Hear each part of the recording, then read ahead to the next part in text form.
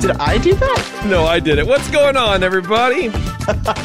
Here's Up In Depth. We are here. I don't know why I still have technical difficulties, but there's too many things going on. Because you got to start the meeting and then you got to pause the meeting because I don't want to record the first part of this when Jeremy and I are just chatting and warming up a little bit. But then you forget to push play or forget to push record again. It's a whole thing. So whatever. What are you gonna do? Yeah.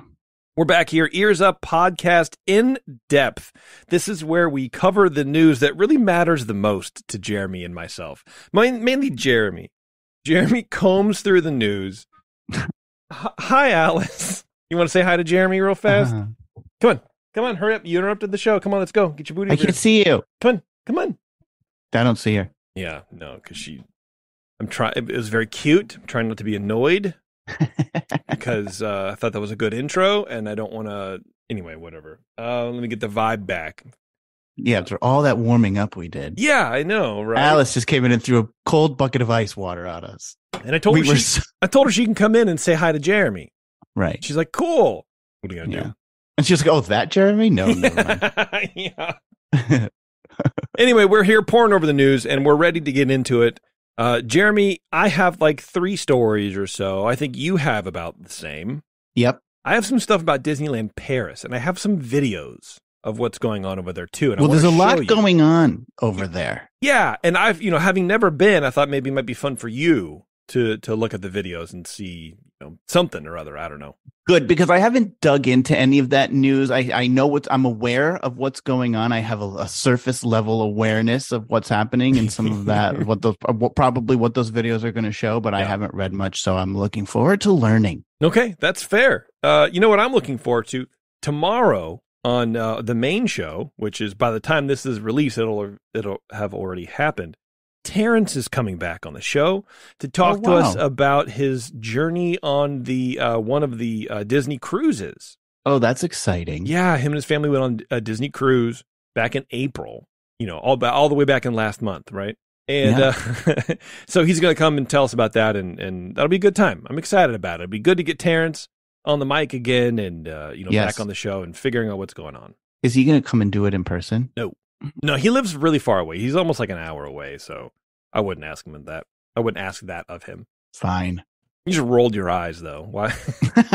Why do you care? Well, it's like a special one-off. Like it is. You're right. I think that there is a magic when everyone's in the studio. There is, absolutely, 100%. But they weren't super excited to be driving out here anyways. So I feel like if the pandemic hadn't happened, this would have happened eventually. You know what I mean? But why'd you have to move so far away? This is what I'm getting at. Oh, it's my fault. Affordability. That's it, man. That's it. But I don't know, Jeremy, you want to go first? Or should I go first? I'll go first. All right, you go first. Hit us with some of that news. They tried to sell vacation packages for 2024, but Disney's technical problems just can't be ignored. Walt Disney World, and biting, and it rhymes. And all the things that need to happen in that opener, I did. Walt Disney World opened up reservations for 2024 vacations this morning via internet, telephone, and mobile app. But it wasn't long until when by 7:35 a.m., the official website for Walt Disney World was down, having been crashed by the traffic. What is with these people, man? They can't keep technology rolling forward. Like at this point, you have to be able to figure out an internet server. Right. Like it's not that difficult. I'm waiting to find out how people are going to blame Bob Chapek for this. Well, it was, you know what it is? It's a lack of investment in technological infrastructure in the go.com website for years. And now Bob inherited that. Oh, man. After the site came back up, guests started getting messages like, pardon the inconvenience, but room, package, and ticket bookings are currently paused online and over the phone. Bookings will resume as soon as possible. So the website crashed, but when it came back up, the company had paused all sales. And I think, I guess that means like they were afraid they had to get something worked out. I don't know. So sales of 2024 vacations were paused for 7 hours today.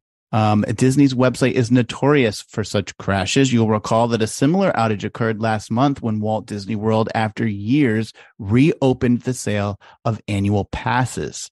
So through the pandemic, they were only allowing you to renew them, but then they reopened them up to new sales again, and it crashed similarly. Their Run Disney website frequently succumbs to traffic, even though they've been running Disney races for the better part of 3 decades.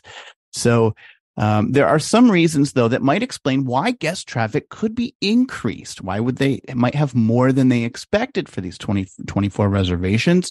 Consider that in 2024, the park reservation system will be lifted, meaning if you want to go to a park, you can just pop up and show up. You don't have to do this whole plan it in advance. You get 5. Once you have 5, you got to, it's just going to be an open free for all from what we understand. Also, the return of the Disney dining plan comes back in 2024. So possibly people trying to go on and sign up for that. That's additional added value for guests that's been missing since the pandemic. I personally am not a fan of the dining plan. I've done it a couple times. I'm over that. Also next year, guests who purchase Disney Genie Plus will receive complimentary on-ride attraction photos, which are currently a separate upcharge. So there's a lot of value being thrown back into the hold on. There's some value being returned to guests next year. And, we've talked about this here, Jason, where we've said they can't continue to charge more and offer less. And they've charged more and they've taken a lot of these benefits away. And these are 3 things that you used to get that, okay, now they're returning. Well, reservations aren't something you used to get, but you know what I'm saying. They're Disney dining. These are values that are coming back. So it stands to reason the argument could be made that perhaps this was enough to entice folks who still have been sitting on the sidelines, holding back, waiting to finally pull the trigger and say, okay, you know what? Now that some of these other perks are back, let's go. Okay. Okay. I mean, that makes sense. It makes sense. It's plausible. I don't know that that's necessarily the reason. It's speculation.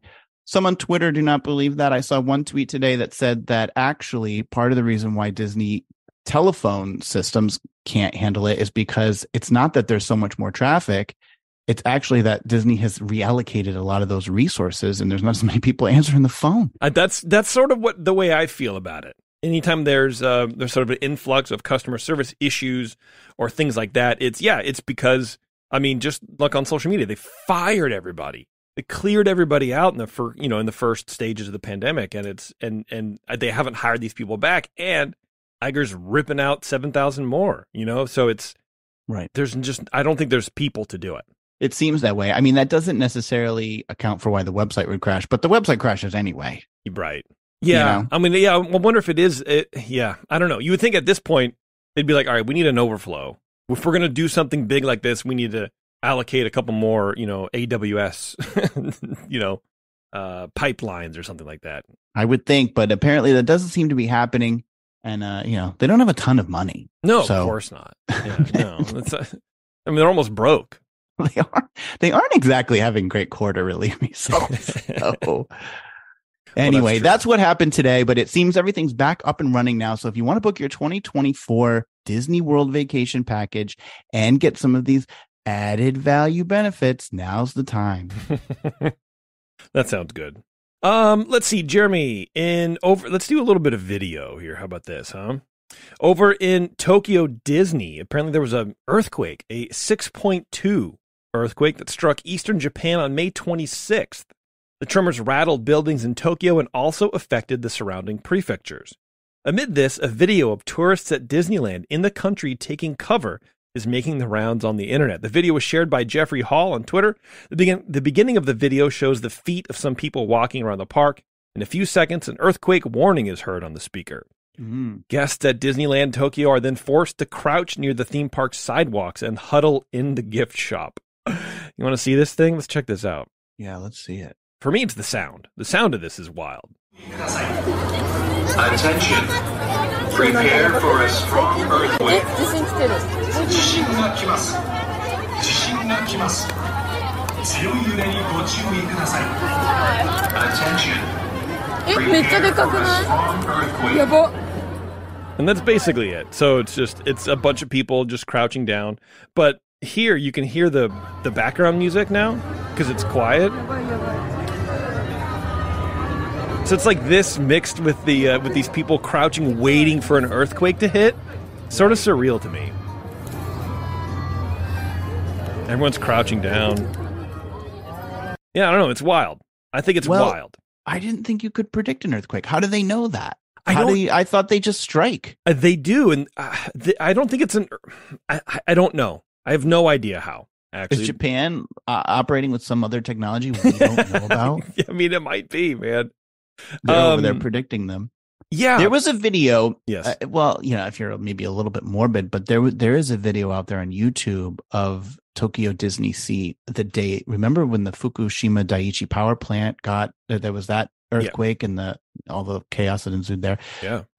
There's video from that day. Oh, geez. Of the earthquake striking Tokyo Disney Sea, and that was it's actually very similar to what you just showed, but you can see. In the video, you see like the lampposts and the speakers swinging because you can actually see the movement of the earthquake. It's fascinating to watch. Yeah, stuff like that is wild, especially out here in California. I really empathize with a lot of this that happens around the world because here it's just fast. We had that big one in '89 that was just collapsed freeways. It was wild, wild time to be out here. But every time I leave California, yeah. Because I visit pretty frequently, the minute it's wheels up, like the minute that plane is wheels up, I'm like, I survived. Like I missed it. Like there wasn't one while I was here. It's like you're coming into battle every time. You go to the front lines of the earthquake wars. The minute the plane's wheels are off the tarmac, I'm like, whew. It can hit now. I'm gone. Yeah, I feel that. Now my big thing is tsunamis. Like if we go to the coast or whatever, it's like, I don't want to go to the coast. This is tsunami. I don't want to do it. But apparently the reason people crouch is because crouching minimizes the risk of a potential injury from falling down because it's like almost impossible to walk in an earthquake like that. Right. So they just have you crouch down, which is something I've lived here my entire life. We have never had this kind of education. I'm learning this as a 45-year-old California native. I've never heard crouch if you're out in the open. You needed to. That's not something I think people need to be taught. I don't know. I did. Isn't it obvious? Like, no. If the ground starts shaking, I go right to the ground. I have to crouch to the ground in wind. I can't walk. Your natural urge when the ground is moving, when anything that you're on is unsteady, is to get low. Get low, get low, get low, get low. You know? Like, have you ever been on one of those wooden swingy bridges? Yeah, and I just walk over. You're not up on your tiptoes. You go down. No, I'm not on my tiptoes, but I'm on the flat of my feet. I'm trying to, stabilize myself. No, you crawl. You crawl and you cry and help. Rescue. All right. Forgive me if I don't take your advice. Apparently, Japan counts for about 1/5 of the world's earthquakes of magnitude 6 or greater. Jeez. Yeah. So they know what to do there. They know what to do. Yeah. But imagine being in Disneyland or Disney Park in general and hearing, prepare for a strong earthquake. And then everyone's crouching down and you're like, what is going on? That would be very scary to me. It would be scary yet soothing. If there's a disaster, the one place I want to be is Disney. I don't want to be out on my own. You look at hurricanes, people flock to Disney World because it is in the center of Florida, so it doesn't get impacted by hurricanes as strongly, but people go there. They know how to deal with stuff. Yeah, that's true. But, and I think hurricanes are different because you can see them coming. They're happening. You have time to prepare. Earthquakes are not that. I don't know. I still don't know how they have like an early warning system that apparently works. But yeah, earthquakes bother me a lot more. I also would believe that the architecture or the buildings in Tokyo in Tokyo Disney specifically, are probably built to withstand that. I would guess. I mean, look, at least to some degree, better than. Yeah, a 6.2 hit and nothing. There's no loss of life or damage or anything. So it's like, fine, whatever. It doesn't matter. Jeez. Yeah. And that's pretty strong, right? 6.2. Yeah. Oh, that's super strong. Yeah, absolutely, man. Absolutely. And out here we have homes that are built in the early 1920s and 30s and whatever, and it's like buildings that are older than that, and so you just never know anymore. Yeah. Which is why when they strike other places in the world, they don't have like strong building codes. You get blocks that just fall because they're just not built very, very well, especially just in general, but especially for earthquakes.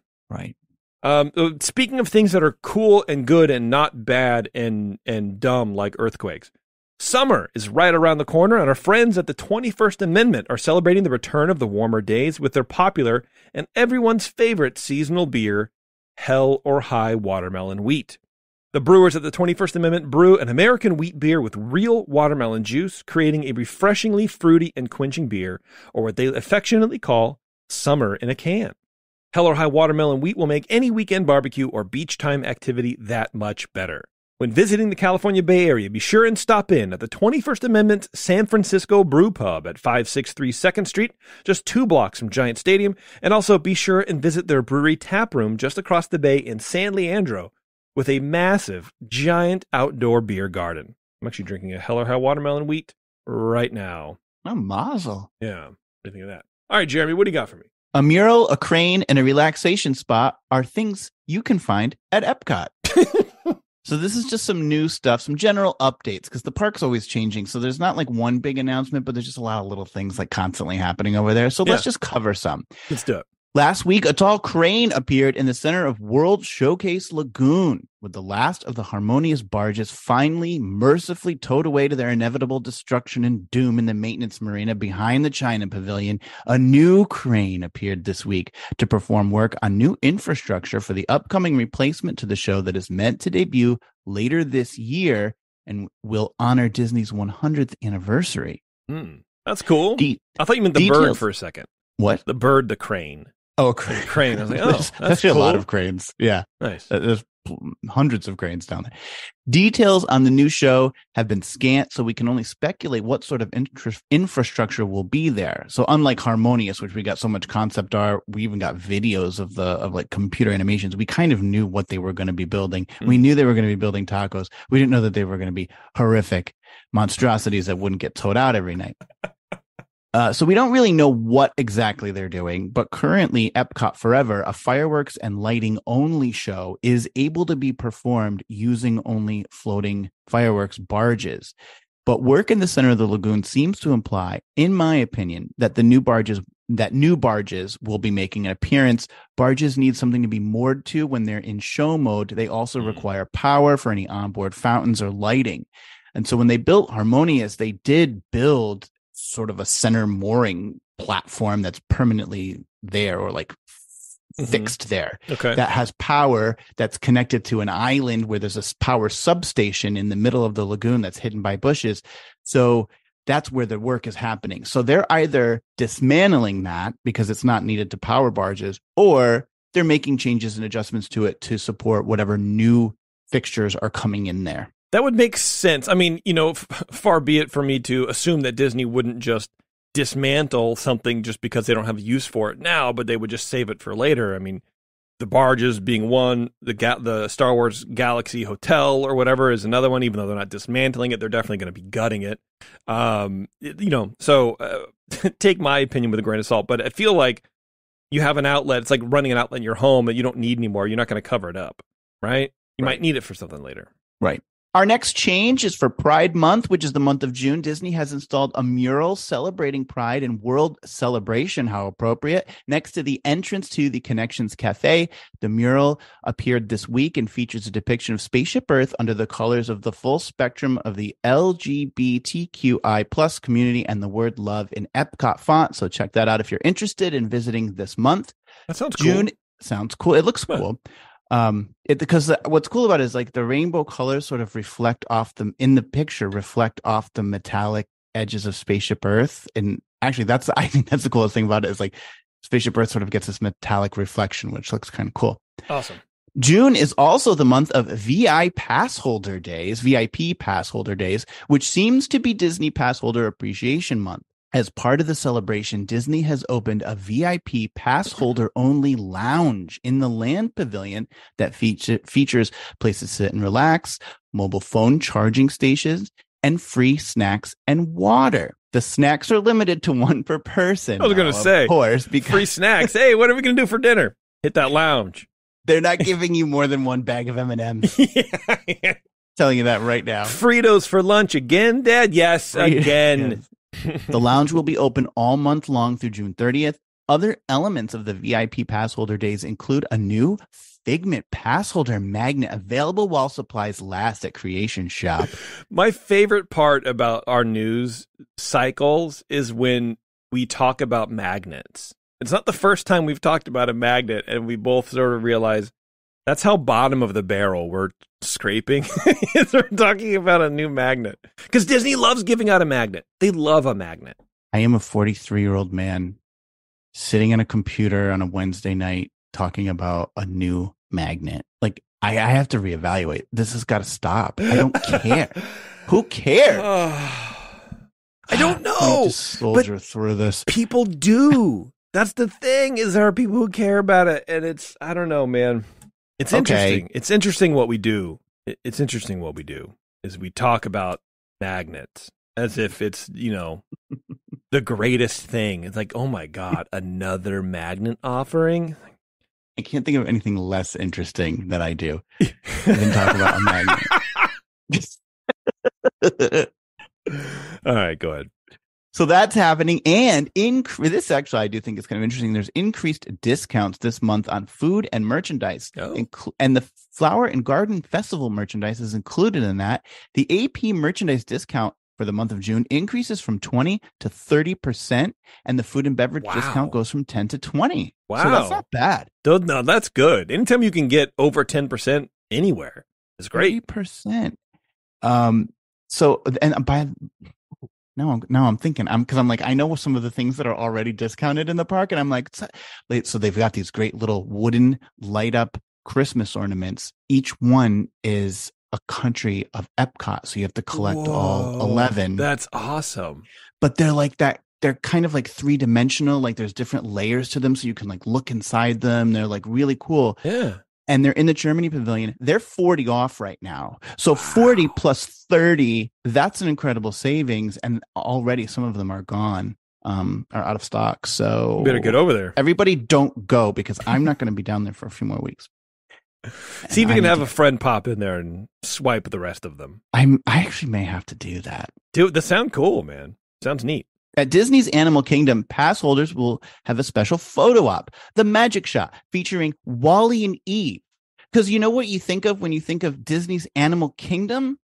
You think of two alien robots. You think of robots. Well, they weren't really aliens. They were made by humans. But yes, I mean your point is like your point is there. Animal Kingdom, you would think animals. You wouldn't think literally the opposite of a living thing, which is a robot, even if it's sentient or not. They can't think of anything else to have a photo. Also, this is a photo op? Isn't everything a photo op? There's photo ops all over the place. Now there's a new one, and it's completely out of character. Like, only if they had a new movie that was just released with a bunch of animals in it. I wonder. Can't think, like, this is like, did they just literally take darts and say, like, throw one dart at the character wall and throw one dart at the park wall, and whatever two you hit, we're putting them together, we're doing a photo op. And it was Wally and Animal Kingdom. Yeah, that's bizarre. That I truly don't understand. Why not do a Wally one in front of like Mission to Tomorrowland, Mission Space, or Tomorrowland over? Right. Yeah, like what's happening? Mission Space or whatever would be. That's the perfect place for it. Yeah, because there's nothing over there anyways. Let me take a picture with one of those big blue avatars. I don't know. Anyway, these additional pass holder perks come as Disney World makes changes to, quote, improve the guest experience. Last month, the resort loosened its park reservation policy for pass holders, allowing visits to the parks after 2 p.m. without needing a reservation, with the exception of Magic Kingdom on Saturdays and Sundays when reservations are still required. And also if Mercury is in retrograde, and if, like, I don't know how many different caveats can I put in this? I'd rather they just be like, look, we're still keeping reservations. Yeah, do it or don't do it. Because part of the complaints about the reservation system was that it's complicated. Yeah, well, this makes it a lot easier. Right. It's too much. So that's what's happening. Some updates at EPCOT and some pass holder love. RGH is in the chat, Mr. Know-It-All, and he says the message of WALL-E is conservation, which does fit in with Animal Kingdom. They've been using WALL-E heavy in Earth Month kind of stuff. Okay, is that the message of is conservation? I don't think of that movie as being a movie about conservation.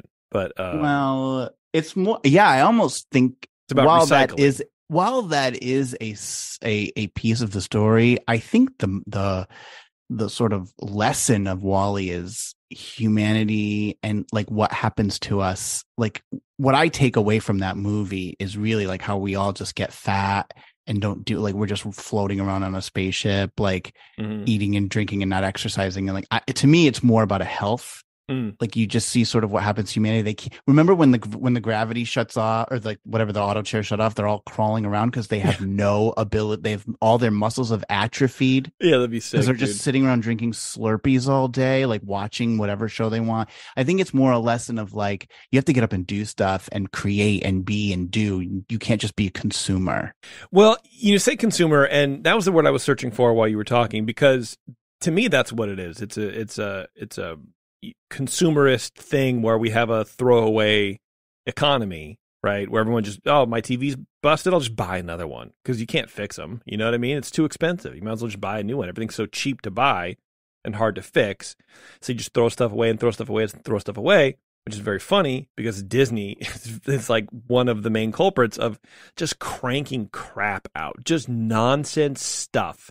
Shirts that are ugly and ornaments that are ugly and things that are bad and whatever, because they just need to pack the parks full of crap for people to buy.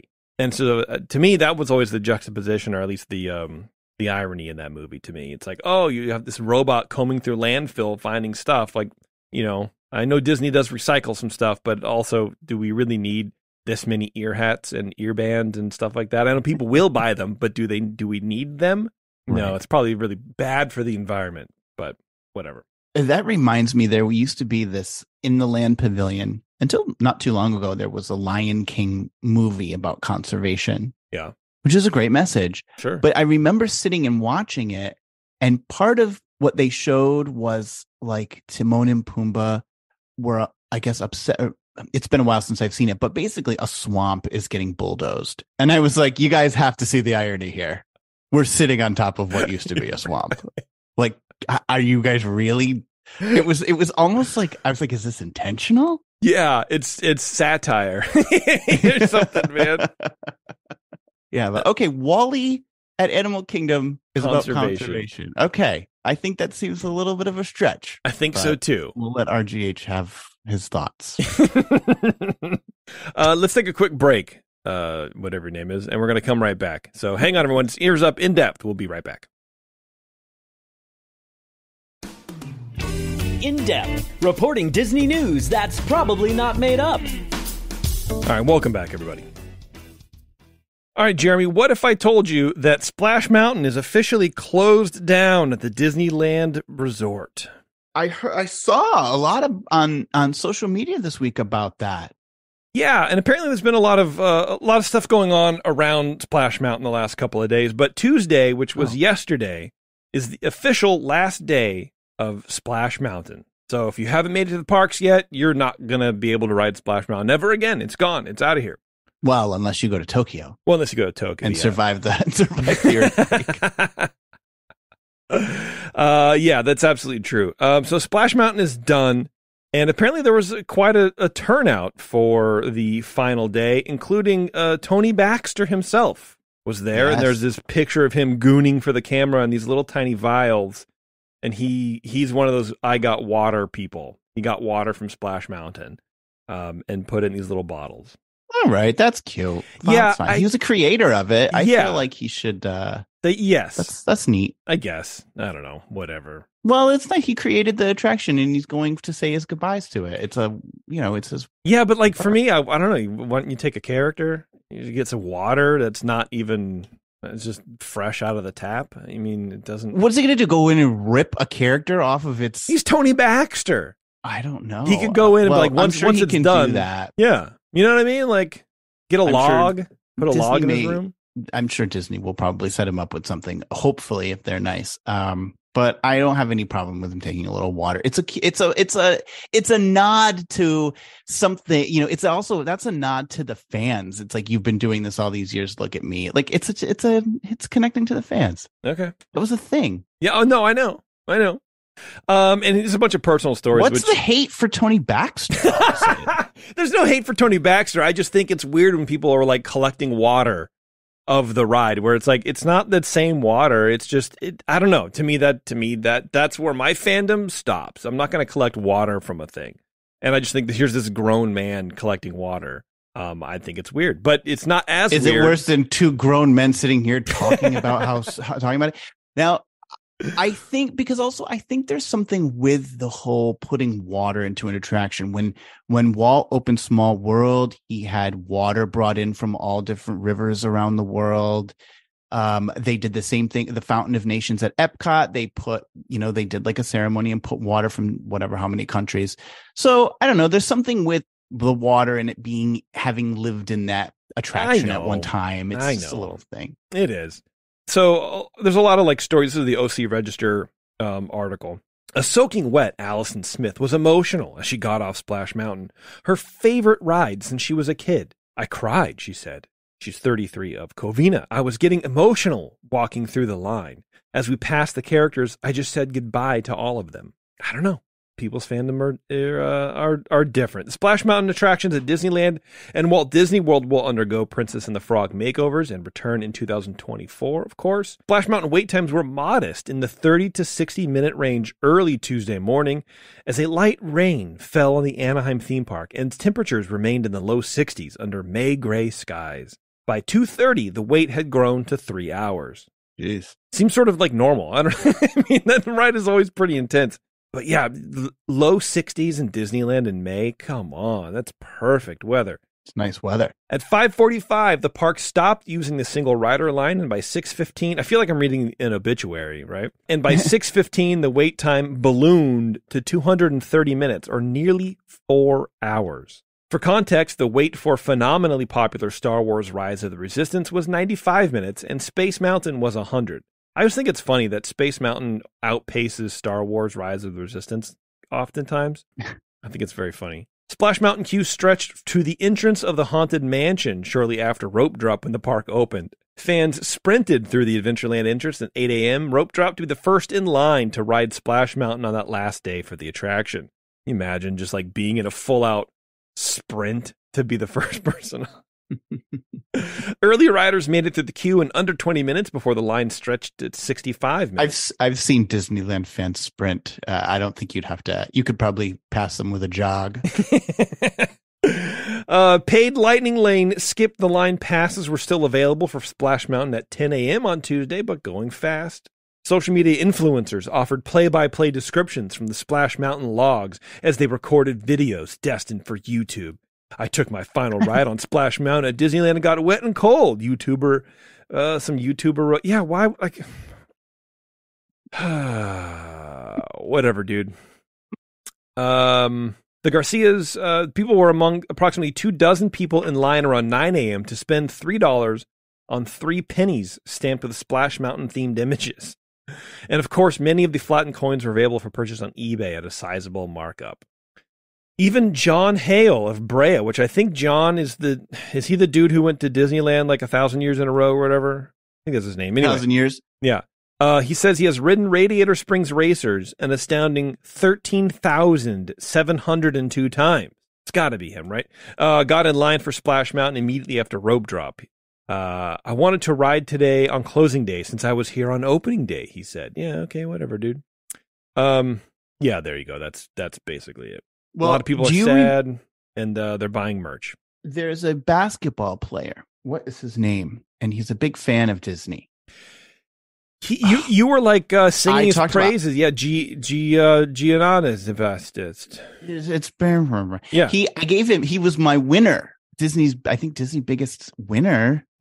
He was one of my awards at the end of the year in our year-end review. Oh God, what's his name? It's gonna drive me crazy. Isn't it Giannis or something like that? Rojo? Yeah, Rolo. Anyway, he and his brother. He was in the same flume as Baxter. Oh, was he taking pics? Oh, they're posting everything. I think his brother might also be a basketball player as well. So they were there for the final one. Oh, well, there you go. Oh, that guy's name is Jeff Robin Lopez. Robin Lopez. Well, that's cool. NBA player. Yeah, so he was there, rode around with Baxter. So apparently a couple days beforehand, a poor young lady had a panic attack before the drop. And here's Why? a video of it. I don't know. I mean, it's a 45-foot, banger. But it's also, it's also like it's not unexpected. Like as you walk up to that ride, you see what you're in for. So, right. I don't know what it is, but someone shot video of this poor woman. And so here it is. Basically, if this works, why are you not working? Why you no work? Kidding me, right? You're absolutely kidding me. Oh, did someone remove the link? Did they pull the video down? Pull the video down. Nope, there it is. All right, here we go. So the boat is passing. There's the log going down. What the hell? What? Oh my gosh. What are you doing? So this lady, like, Can you do that? this lady, this poor little girl, I don't know, she's probably 14 or whatever, just popped out and started walking out. And people were like, oh my God. And she's like waving her shit. I'm about to have a panic attack. So I don't know. It's still thrilling audiences to this day, Jeremy. Well, okay. No, it didn't thrill her. She had to get off. She didn't experience it. Yeah. She might have just been having a panic attack about not necessarily the drop, but just in general. Sometimes you get on those rides and it's like, oh God. She didn't like the changes coming. She's like, I don't like swamps. I can't do a theme ride for a swamp. What do you got, Jeremy? Let's go. Disney Plus subscriber count amounts to a minus. It doesn't rhyme, but it's a play on the plus. Yeah, I know. I get it. You get it? Yeah. Do you need me to explain that again? Please, actually, yes, I do. The troubles continue over at Disney's streaming division. In the most recent earnings call closing out Disney's fiscal third quarter, CEO Bob Iger said Disney Plus lost 4 million subscribers in the first 3 months of 2023. That's a lot. That's on the back of a 2.5 million subscriber loss at the end of 2022. Now, that's their calendar year. Well, their third quarter that's their fiscal year, but I was in the years I gave as our calendar year. Disney attributes most of this loss to cancellations in India of their Disney Plus Hotstar service.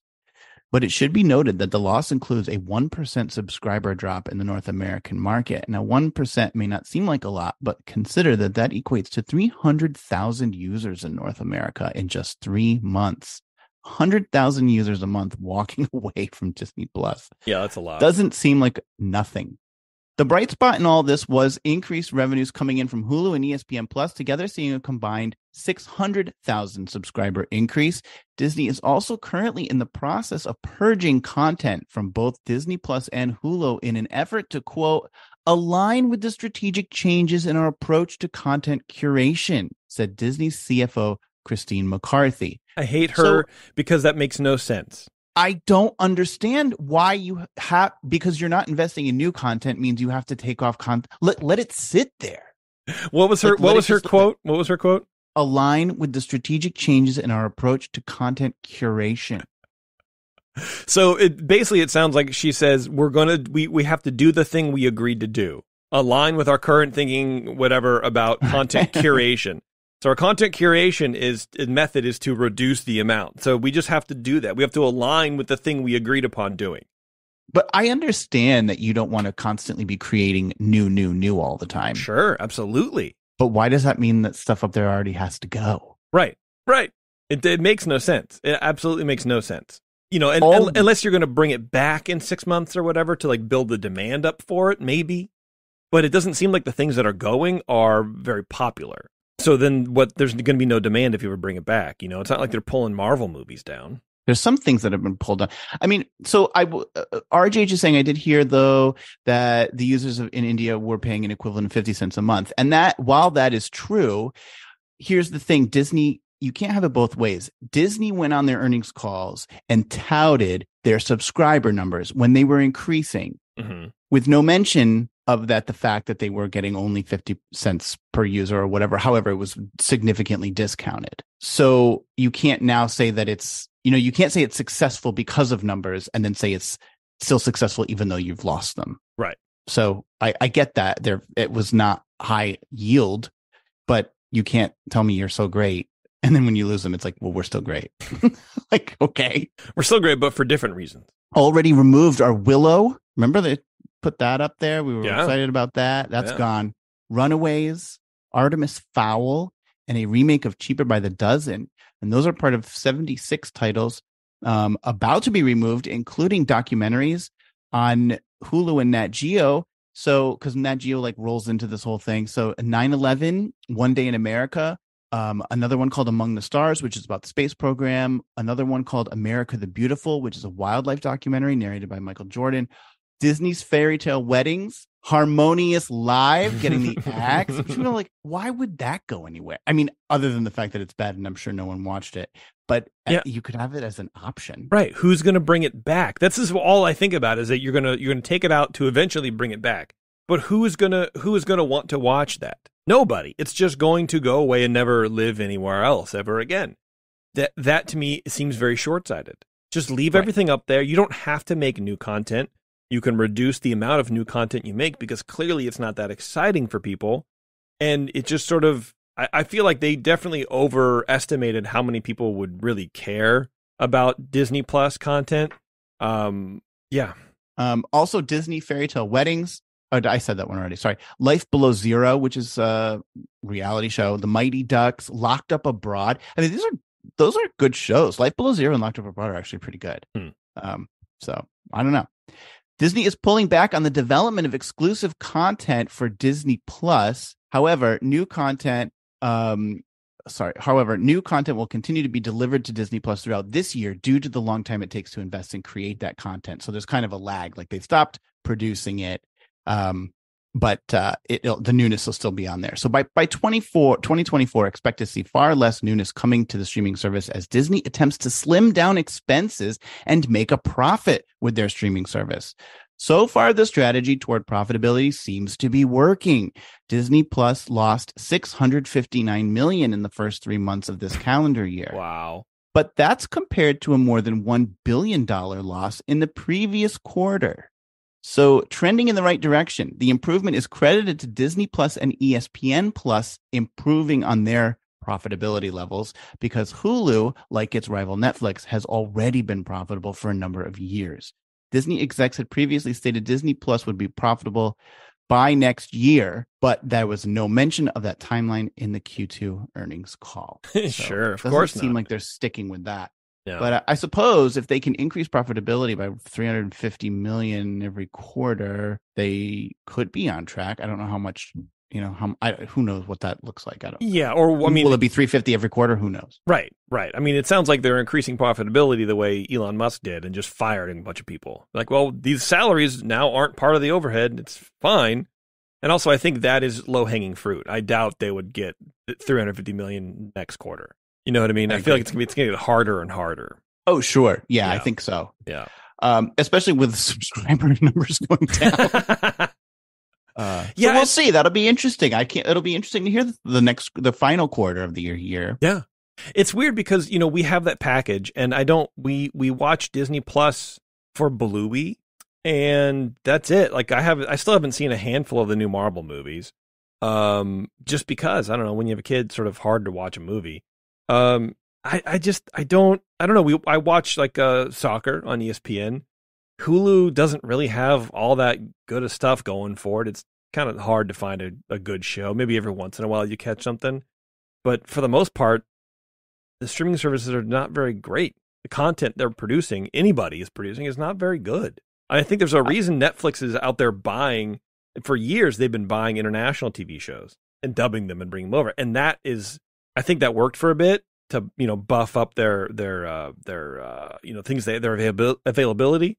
But some of that stuff, the quality is bad, the acting is bad, the story is hard. Yes. And it's like, I can't do it. I can't do it anymore. I've tried so many times, half an hour in, you're like, this is ridiculous. The way that they tell stories in different countries is different than the way we tell stories out here.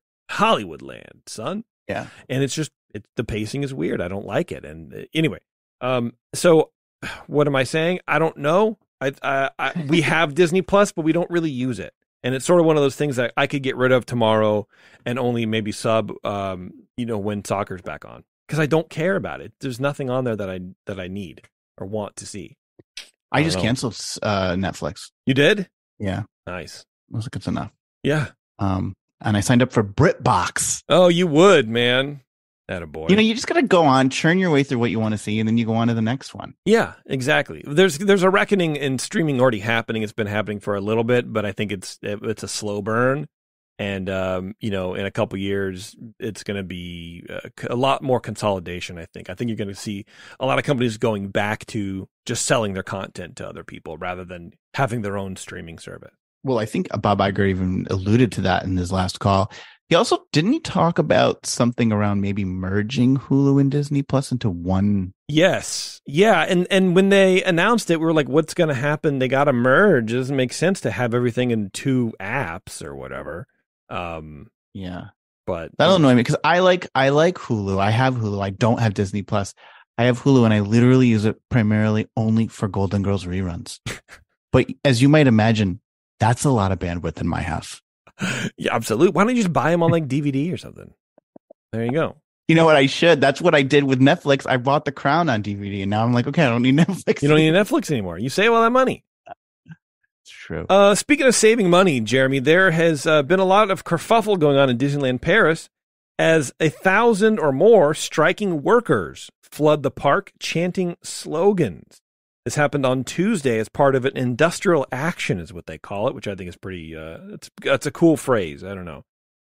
A trade unionist has slammed the announcement on salaries made by management at Disneyland Paris as a joke, as staff at the happiest place on earth have gone on strike.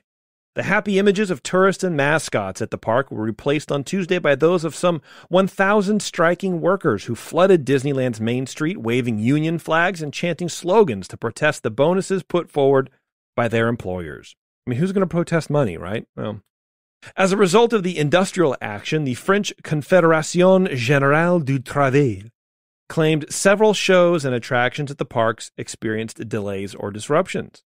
Many visitors showed support to those on strike, with French news website France Info reporting people giving protesters a roaring round of applause after hearing their complaints. And workers are set to go on strike again on Saturday, a move that could bring more issues to visitors at the park, which counts a total of 17,000 employees. I thought that was kind of a lot. Sylvain Caillard, a CTG trade unionist at Disneyland Paris, thinks that Disneyland Paris park management is, quote, missing the point with its latest announcement. On May 26th, the management said it would give a €125 bonus to each staff member, as well as the possibility to monetize lieu days and overtime. The officials at the park also said a pay raise of 9% had already been enforced. In response to the announcement, Mr. Caillard claimed no one has seen this 9% raise. He added, this money was already supposed to be given to us, but which is being given to us a little earlier.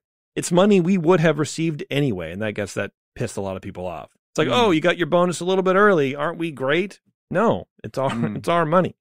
The one-off bonus has, quote, nothing to do with what we are experiencing in terms of inflation. The announcement from management had the effect of pissing people off, is what this guy says. He added, since last week and Friday's announcement, there have been twice as many people mobilizing. A satisfactory pay offer for people who have seen pay rises below inflation for years, Mr. Caillard said, would include a €200 net pay raise for everybody. It would also include double pay for Sundays worked and a doubling of mileage allowances to be paid every day. So over there, they're striking for better working conditions, or at least better pay. Yeah. Oh, I thought this was funny. While the Secretary General of CTG Disney, Fabian Biersdorf, said at least 1,000 workers took part in the industrial action, the park's management reportedly counted 954 strikers. It sounds like such a petty thing to do. Like, I don't know, 954. Not about 950, but you want to be like specific and exact with it. And then you want that to ingratiate people to your side of things, I guess. Maybe it doesn't really matter. But there's a video of this going down, this the protest, the strike. And let's watch a little bit of it, because I find this stuff infinitely fascinating, because I didn't really fully understand when even when I read that they went through the park. Oh, yes. And it's a lot of them. Yeah. So here, it's 954. So, it's the entrance to Disneyland Paris. It says Disneyland Park. They got the hotel there and everything. And it's just a bunch of tourists walking around. And then it pans over and there's just a bunch of cast members A little choppy, but it's just right there, like steps away from the hotel. Blowing whistles and waving flags. You gotta love that you can hear like Mary Poppins. I didn't even pick up on that. Anyway, I don't know why my internet's being so choppy, but Yeah, what goes on over there? I don't know, man. Yeah, that makes for terrible audio. But anyway, that's Yeah. what that's what's going on. I thought that was fascinating because I don't know that you would see that here. I don't know that I've ever seen a protest like through the esplanade of Disneyland, like that close to the entrance of the park. You know, the cast members do it on what is it, Harbor or Catella or whatever. I thought that they went into the park. They did. Oh wait, in Paris. Yes. I assumed that was in the park. Maybe they didn't go. Maybe What I you don't just know. showed is outside of the park. Outside of the park. Okay. All right. But I thought I saw a video where they were actually in Main Street. Maybe I'm wrong. Well, it seems Disney only just recently settled with their union in Florida, but you didn't see protests like that. They had, some protesters would be outside of the one gate, outside of property. This is quite clearly on Disney property, but in France, the French, they like a protest. They've been protesting quite a bit lately because Macron has raised their retirement age or their pension age from 62 to 64. Rioted. There's garbage all over Paris. They stopped picking up, everybody went on strike. They stopped picking up the garbage. It's been quite something. So the French aren't bashful about this sort of thing. No, and I think that's great for them because they get so much more than we do, and we're just like, oh, we can't do this anymore. Okay. Oh well, only if there was something we could do, but we don't want to talk about that. You are absolutely right. There is footage of a march down Main Street, Disneyland, Paris. Let's watch. So there's the castle, and there's just all the flags, and my internet sucks, so it's going to be hard to buffer, but blowing horns and just right down Main Street, man. Can you imagine? Like, I find that infinitely fascinating that they would do that. And management can't tell them not to. I don't know. And also I think that it is surprising that they're able to get in there. I don't know how that works. Right, with all the flags. Yeah, like how'd they do that? You can't bring a flag into Disneyland. You can't even get in there with an umbrella. Yeah, right. And I also, it doesn't seem to be a very good look for Disney. No. Whenever they're fighting with their union, it seems that that's not the best. And I was surprised. Did you say there was €125 bonus? Yeah. So after taxes in France, what do you get? €35? Like what goes on? Like what is that? Yeah. Even 125 isn't really anything. And it's a one time. Yeah. It's just here's extra money that doesn't right. And people are like, no, this doesn't it's they want to rise or in accordance with like inflation. Yes. Yeah. And they're just not, I don't know. Disney seems to be, and we talk about this constantly on this show. At least I do. And you and I have had conversations about it too on this show too. Disney seems to be very tight with the purse strings for the amount of goodwill they generate and good vibes for other people and how much it's their happy place and it's their favorite place to go and whatever. They are stingy when it comes to sharing that profit with the people who actually are boots on the ground creating magic for people. They are just stingy with it.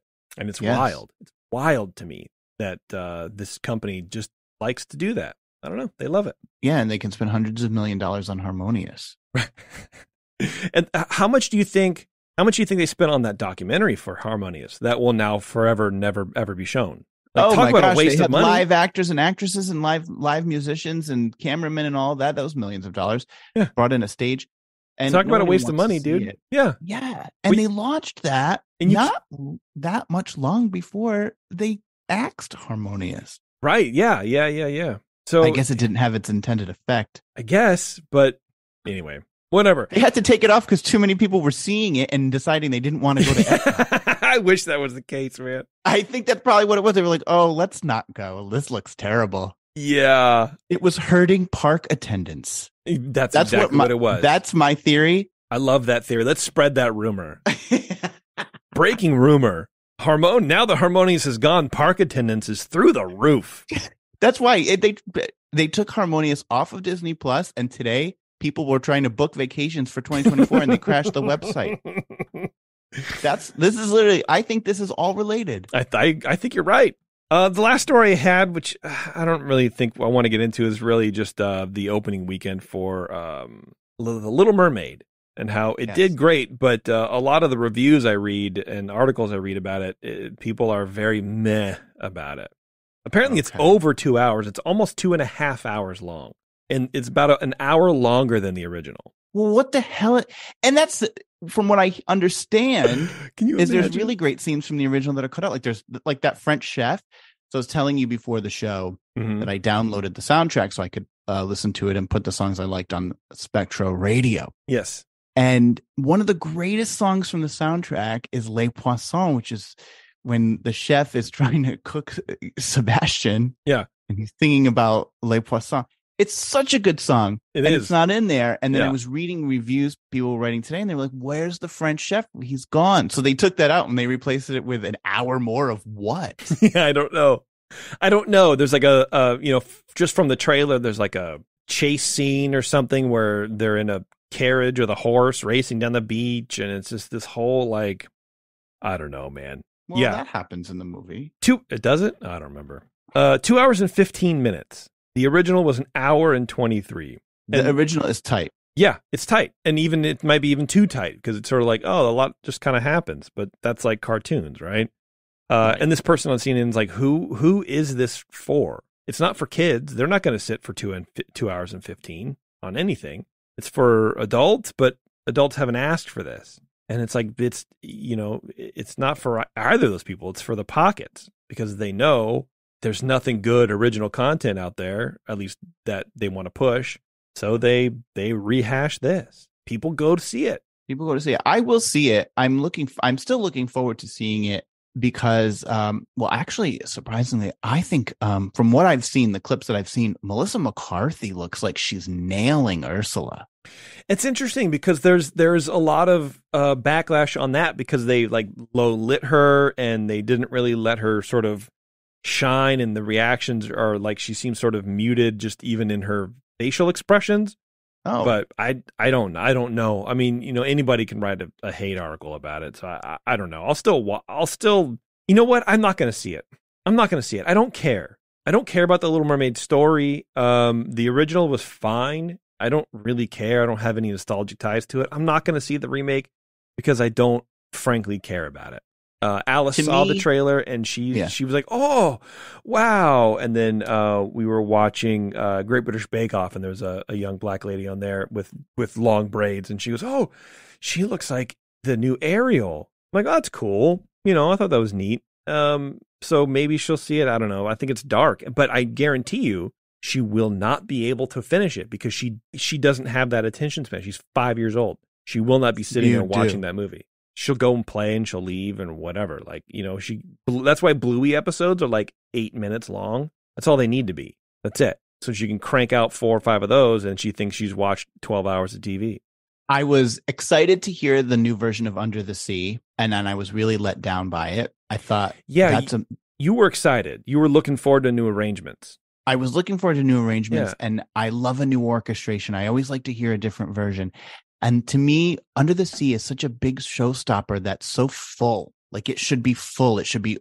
And what's great about the original is it really worked in the orchestra, but also a lot of different instruments that you wouldn't find in an orchestra to make a really unique, full sound. And it's a showstopper.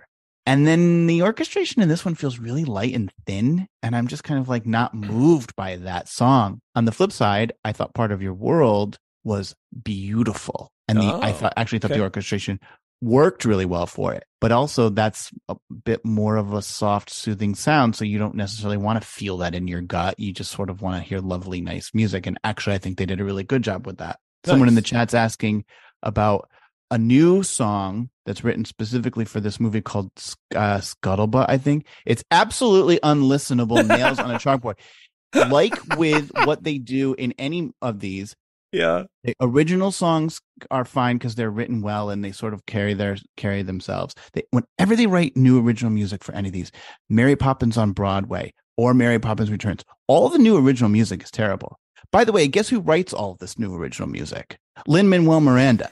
So we have a common denominator here. He didn't work on Mary Poppins on Broadway, but he did do the horror show that was Mary Poppins Returns, which is just absolutely 2 hours of unlistenable music that makes you want to gouge your ears out with melon ballers.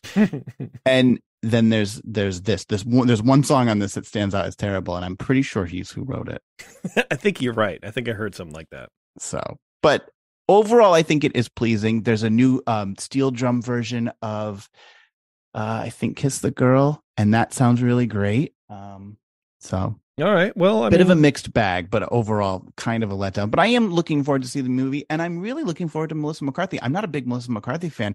I think, and I'll shut up after this. We got to get out of here. Yeah. But when Little Mermaid went to Broadway, my biggest disappointment with that was the portrayal of Ursula. The singer for Ursula could have been the singer for Ariel, and Ursula, originally portrayed by the voice of Pat Carroll, was this really big, deep voice with that great laugh and a lot of character and a lot of gravitas. And when you listen to the soundtrack of the soundtrack to Little Mermaid on Broadway, it's so jarring to hear the whiny high voice of someone singing the Ursula parts. It just doesn't make any sense. She sounds like a pipsqueak. It's so strange. And you're like, this person couldn't overtake this person. And so Melissa McCarthy does, I think, what's almost impossible, which is to kind of recreate the Pat Carroll feeling. Nice. Good. Yeah, I don't really know anything about her. So I'm glad there are positive parts about it, but for the most part, I think, and there's a lot of, positive representation talk, and a lot of kids see themselves on the screen now. And I think all that's great. All the vibes are cool, but it just, by what I'm reading, it wasn't done very well, which of course it's never going to be. I mean, it's never going to be. Really? It can be done. Cinderella is better than the original. Yeah. Well, I mean, it helps that Cinderella was, 1950 something? I mean, you know what I mean? It's like storytelling back then sucked anyways. Yeah, but Pinocchio, the new Pinocchio is not better than the original. Like, most of these originals. I forgot about that. I forgot about how many originals there are, or remakes that there have been. I don't. Right. Anyway, that's it. I don't think the age of it matters. I think it's just. I mean, I think the age of it matters for just how stories created. Because storytelling now is different than it was in the 30s and 40s, even in the 80s. You watch a movie from the 80s, it's boring. 20 minutes, nothing happens. What are you talking about? Yeah. A lot of movies from the 80s can be boring because the story doesn't progress fast enough. You're right. I have tried to watch Star Wars. We're going to get out of here before you know what I'm going to do? I'm going to go through the internet.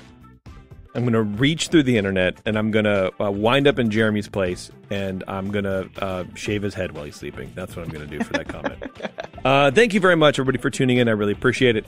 Until next time, we'll see you in the parks.